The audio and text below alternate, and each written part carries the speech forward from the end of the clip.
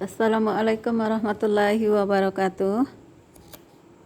Alhamdulillahi rabbil alamin, wassalatu wassalamu ala asrofil anbiya wal mursalin wa ala alihi wa sahbihi ajmain.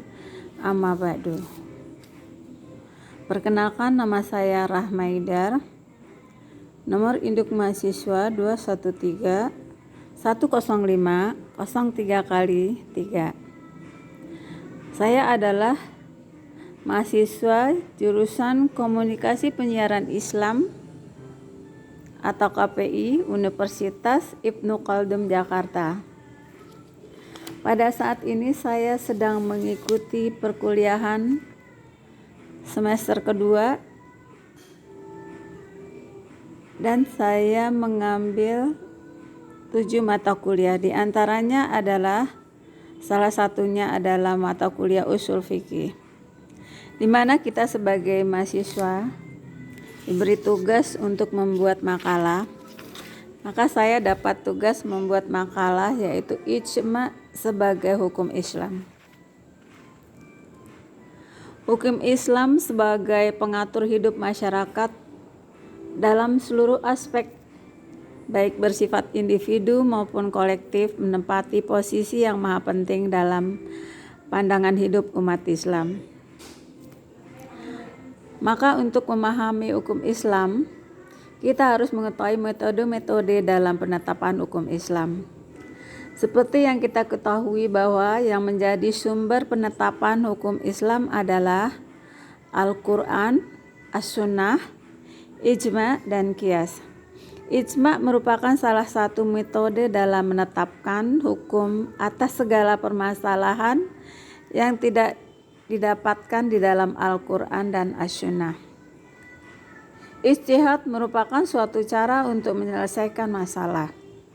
Ijtihad juga dikatakan sebagai hukum Islam yang merupakan urutan ketiga. Ijtihad memiliki arti dalam bahasa Arab yaitu istihada yastahidu istihadan, yaitu semua kemampuan atau bersungguh-sungguh mencurahkan suatu tenaga untuk menetapkan suatu hukum. Orang yang sedang melaksanakan istihad disebut dengan mujtahid. Bentuk-bentuk istihad yaitu ijma, qiyas, dan maslahah mursalah. Melihat berbagai masalah yang timbul di era globalisasi dan teknologi modern ini, nampaknya ijma merupakan salah satu metode mengistimbatkan hukum. Pengertian ijma. Ijma adalah kesepakatan para ulama dalam menetapkan suatu hukum dalam agama yang berdasarkan Al-Quran dan As-Sunnah dalam suatu perkara yang terjadi yang memiliki tingkat argumentatif dan menempati tempat ketiga dalam sumber hukum Islam. Unsur-unsur ijma. 1. Adanya kesepakatan seluruh mujtahid dari kalangan umat Islam yaitu ulama. 2. Suatu kesepakatan yang dilakukan haruslah dinyatakan secara jelas. 3. Yang melakukan kesepakatan tersebut adalah mujtahid. 4. Kesepakatan tersebut terjadi setelah wafatnya Rasulullah. 5. Yang disepakati itu adalah hukum syara mengenai suatu masalah atau peristiwa hukum tertentu. 2. Kedudukan ijma. Ijma merupakan salah satu sumber hukum atau dalil hukum berada setelah Al-Quran dan As-Sunnah. Demikian pendapat para ulama. Betapa pentingnya ijma.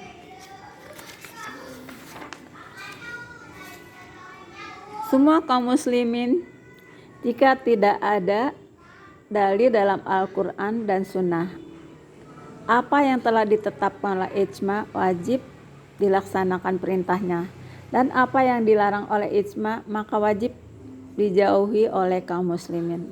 Demikian penjelasan surat An-Nisa ayat 155. Barang siapa yang tidak mengikuti jalan yang telah ditetapkan dalam ijma, diancam akan dikembalikan pada neraka jahanam. 3. Macam-macam ijma.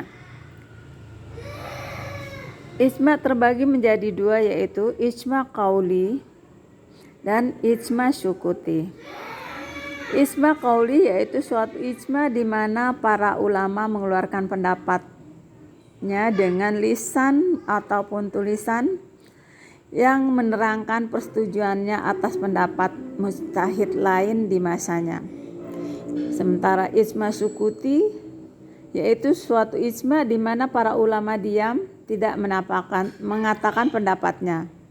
Diam di sini dianggap menyetujui. Menurut Imam Hanafi, kedua ijma tersebut adalah ijma yang sebenarnya.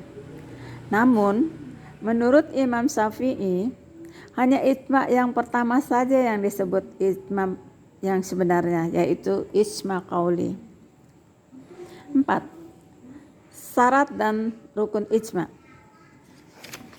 Menurut Wahab Khalaf dalam kitab Ilmu Ushul Fiqih, terdapat 4 rukun ijma yang merupakan hakikat dan unsur pokok dari suatu ijma. Di antaranya, pertama, saat berlangsungnya kejadian yang memerlukan adanya ijma, terdapat sejumlah orang yang berkualitas mujtahid karena kesepakatan tidak dapat terjadi kecuali berdasarkan kesepakatan pendapat dari seluruh mujtahid. Jika pada suatu masa tidak ada mujtahid sama sekali kecuali hanya satu, maka ijma tidak dapat dilaksanakan secara hukum. Karena itu tidak ada ijma pada zaman Rasul, karena beliau adalah satu-satunya mujtahid pada saat itu. Kedua, semua mujtahid itu pada suatu masa sepakat atas hukum suatu masalah tanpa memandang negeri asal, suku, dan kelompok tertentu. Jika pada masa tersebut yang mencapai kesepakatan suatu hukum hanya ulama Haramain saja atau hanya ulama Irak saja, maka ijma tidak dapat disebut ijma, karena ijma hanya tercapai dalam kesepakatan menyeluruh saja. Ketiga, kesepakatan tercapai setelah terlebih dahulu masing-masing mujtahid mengemukakan pendapatnya sebagai hasil dari usaha ijtihadnya. Baik pendapat itu dikemukakan dalam bentuk ucapan dengan mengeluarkan fatwa atau dalam bentuk perbuatan dengan memutuskan hukum dalam pengadilan dalam kedudukannya sebagai hakim.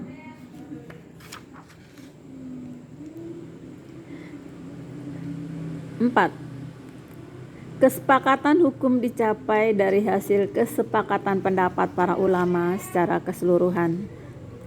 Seandainya ada sebagian dari ulama yang tidak setuju dengan kesepakatan tersebut, maka tidak bisa disebut sebagai ijma.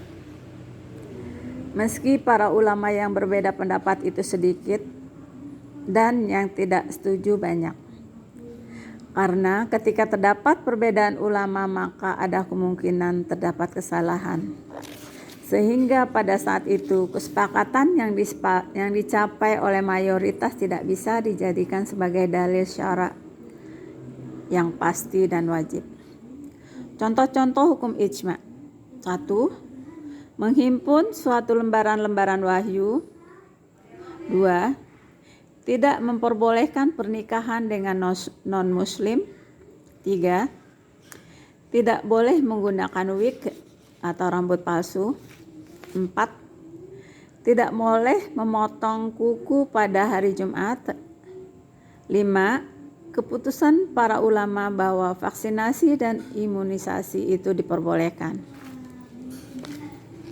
Kesimpulan, hukum Islam yang dimaksud dalam pembahasan ini adalah kategori hukum fikih, di mana merupakan proses terbentuknya suatu hukum melalui daya nalar, baik secara langsung dari wahyu yang memerlukan daya pemahaman atau secara tidak langsung.